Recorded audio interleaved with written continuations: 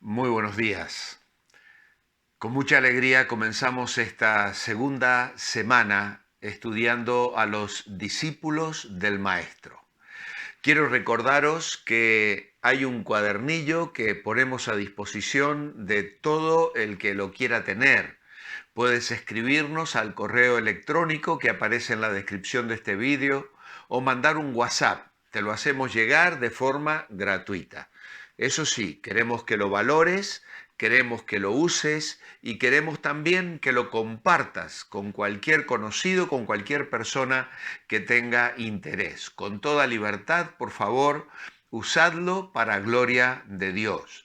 En ese cuadernillo vais a encontrar en cada semana un pasaje, dos hojas libres para tomar apuntes. Estos son los apuntes que he tomado ayer del mensaje que Dani nos compartió acerca del apóstol o del discípulo que vamos a estar estudiando esta semana. Andrés, el discípulo de las cosas pequeñas, el apóstol de las cosas pequeñas.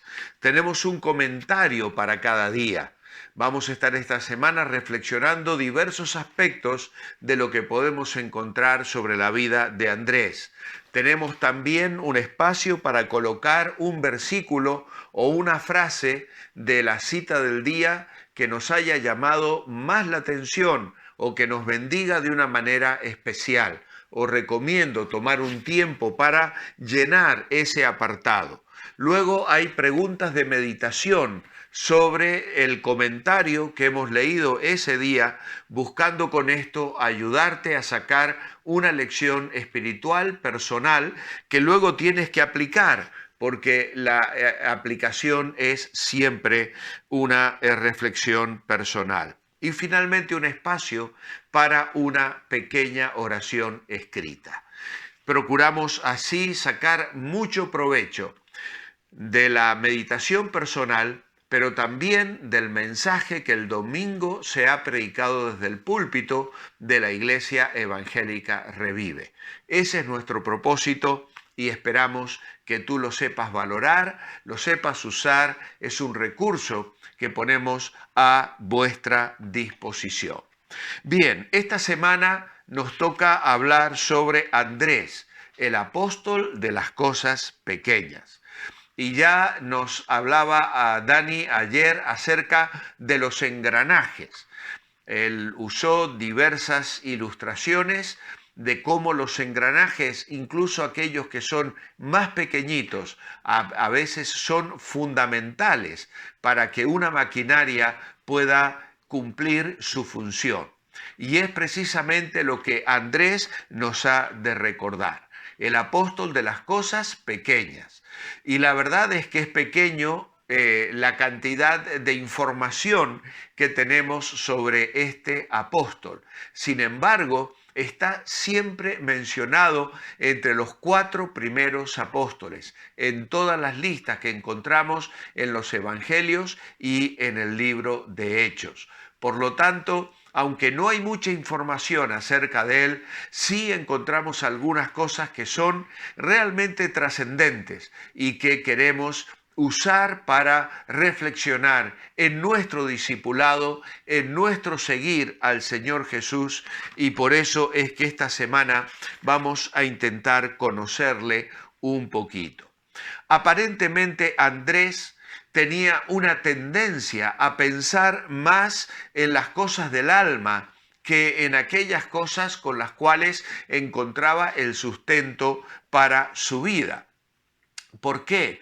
Porque él ya había dejado por un tiempo, por lo menos, las redes, la barca y la pesca para seguir a Juan el Bautista. Por eso, el mensaje de Dani ayer nos va a ayudar muchísimo en las meditaciones que vamos a estar teniendo a lo largo de esta semana.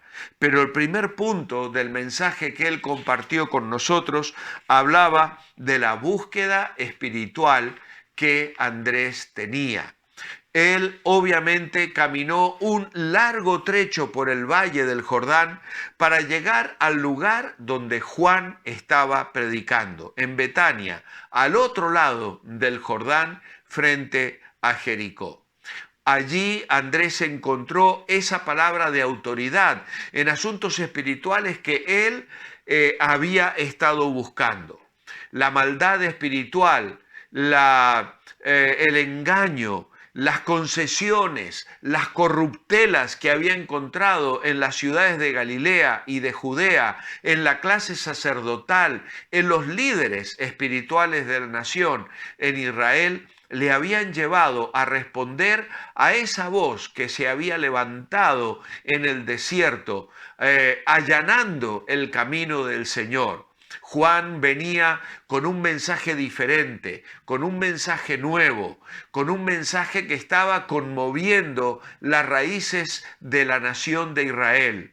El heraldo del cual Isaías había hablado y que vendría como el profeta Elías, se había presentado y había corazones que comenzaban a responder de una manera real y ferviente. Y esto es lo que hemos de resaltar en la vida de Andrés, de Pedro y de algunos otros de los cuales el apóstol Juan nos relata en su evangelio. Por eso nuestra cita hoy es la de Juan capítulo 1, versículos 35 al 42. Dice que Juan y 2 de sus discípulos andaban allí al día siguiente y mirando a Jesús que andaba por allí dijo: «He aquí el Cordero de Dios».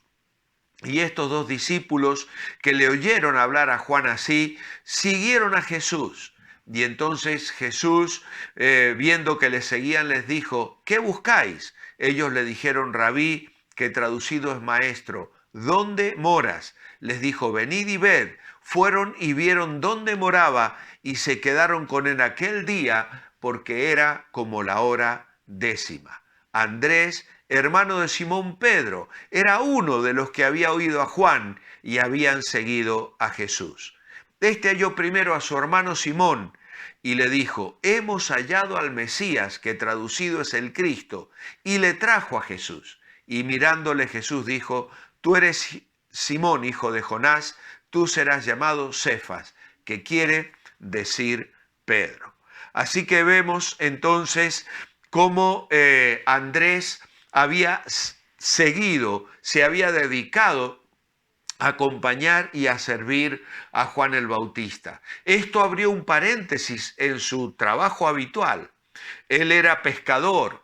Más tarde Jesús le volverá a encontrar y hará un llamado definitivo a su corazón. Pero ¿dónde le va a encontrar? Junto a las redes, junto al mar, afanado en su trabajo secular, junto con su hermano y sus compañeros de tarea. Así que hay una relación entonces particularmente estrecha de Andrés con Juan el Bautista, y le escucha señalar a Juan el Bautista a Jesús, diciendo que es el Cristo, el que es ungido para ser rey, aquel que todavía estaban esperando que viniese a gobernar. Y después de escuchar la prédica de Juan y haber visto a las multitudes de personas que acudían desde las ciudades de Judea en búsqueda de ayuda espiritual, y habiendo ayudado a Juan a bautizar a muchos de ellos porque deseaban morir a la vieja manera de vivir y renacer a una nueva. Andrés estaba preparado entonces para un acontecimiento que cambiaría su vida. Y entonces se acerca al Señor. Él observa que las personas vienen junto a Cristo y muestra anhelo de seguir a Cristo, pero a su vez luego va a mostrar un anhelo de presentar a Cristo a otros. Y eso va a ser típico en la vida de Andrés. Es probable entonces que ambos, Andrés y Simón, hayan sido compañeros en el trabajo de pesca con Jacobo y Juan, hijos de Zebedeo. Y parece que los cuatro compartían intereses comunes, intereses espirituales, porque habían dejado sus labores para venir allí junto a Juan al desierto y escuchar el mensaje que él tenía para darles. Cuando hablamos de los discípulos, estamos hablando de personas que fueron llamadas por Jesús. Llamadas por Jesús para servirle. Llamadas por Jesús para aprender de Jesús.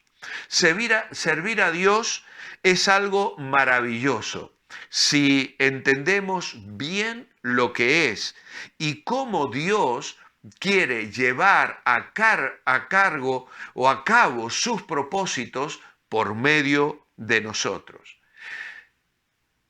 Andrés habría de transformarse en un discípulo de Cristo. ¿Para qué? Para ministrar a otros en el nombre de Cristo.